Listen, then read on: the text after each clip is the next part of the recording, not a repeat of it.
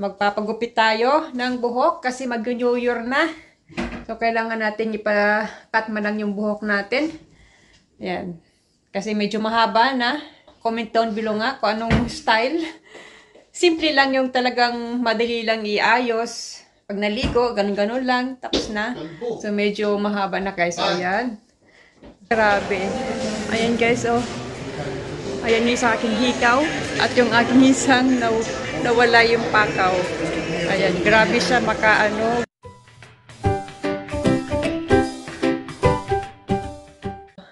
So, magpapagupit tayo ngayon. So, ano ba yung gupit na maganda? Medyo mahaba na yung buhok ko. Siguro short haircut. Ayan. So, mag-New Year na. Kailangan tayong magpagupit ng buhok. Papunta na tayo doon sa hair salon.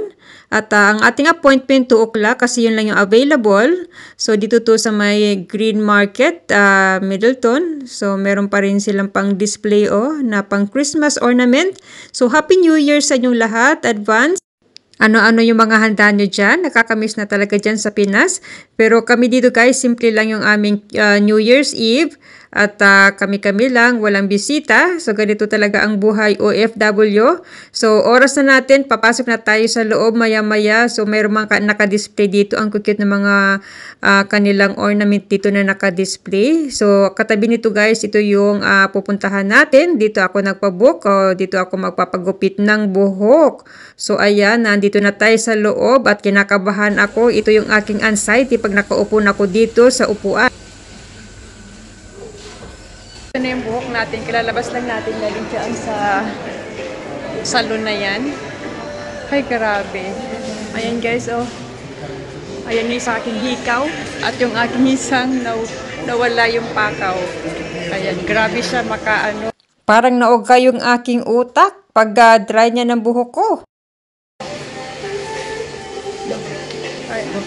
Oh, thanks so much. So, merong dumaan. Ayan siya guys. Sabi niya, lovely daw yung aking boots. Ayan, di ba? Bulaklakin.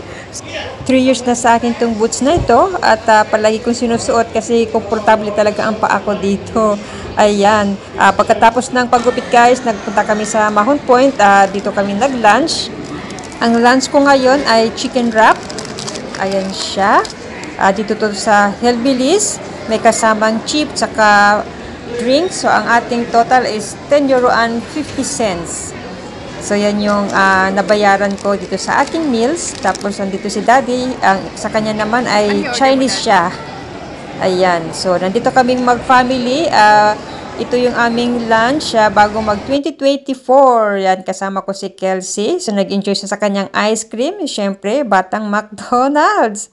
So, ayan guys, in-enjoy natin ang ating soft drink. So, yun, pag-usapan natin yung kaninang nangyari.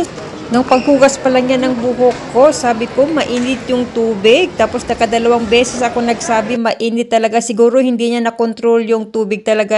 At pangalawa, yung pag-dry niya ng buhok ko, talaga masakit talaga siya magpa-dry ng buhok nang idadamp siya ng towel. So, Diyos ko, para akong nahilo. Kaya natanggal siguro yung pakaw ng hikaw ko dahil nga sa lakas siguro. First time talaga sa akin nangyari. Pero matagal na ako nagpapagupit dyan sa kanila. Hindi naman nangyari sa kanya lang. Siguro mabigat talaga ang kamay niya. At ako gusto ko lang gentle lang talaga. So, yun ang nangyari sa atin ngayon. Pero maganda naman ang gupit. Satisfied naman ako. Kaya lang siguro talagang mabigat yung kamay niya. Nakakatrauma pag ganun, diba? Gusto ko sana siyang bigyan ng tip. Kaya lang hindi na ako nagbigay ng tip. So, next time na lang uli. Baka hindi na next time. Baka hindi na ako babalik doon kung siya pa rin ang mag-aayos ng buhok ko, di ba? Maghahanap na lang ako ng iba.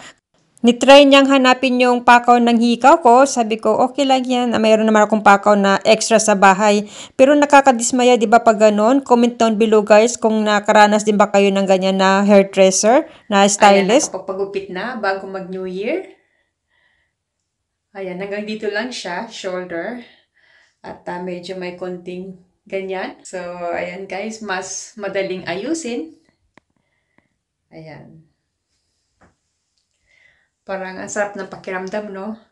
Masarap talaga pag bagong gupit kasi nakaka-boost siya ng self-esteem. So, yan lang guys. And thanks for watching everyone. Happy New Year and be safe po!